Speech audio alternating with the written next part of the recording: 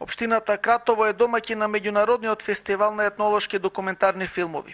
2 дена кратовчани ќе може да уживаат во вкупно 19 филмови во кои се прикажани великденските обичаи во Костурино, дервишката традиција во Охрид, животот на шаманите во Амазонија. Овој фестивалот на етнолошки документарен филм што го одржуваме сега во моментално во Кратово, во градскиот музеј, е прв од ваков вид во Македонија.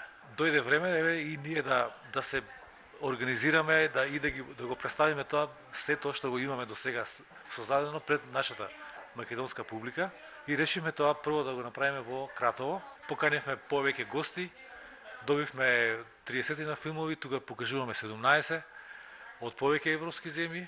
После представувањето на македонскиот етнолошки документарен филм во Софија, во Културниот центар на Република Македонија, значи во тој град, еве ова е втора активност на некој начин во последниве 4 години што ја организира Македонското етнолошко друштво и во ова прилика морам да искажам благодарност до Министерство за култура, кој што како и на општината Кратово кој финансиски го подпомогна овој настан.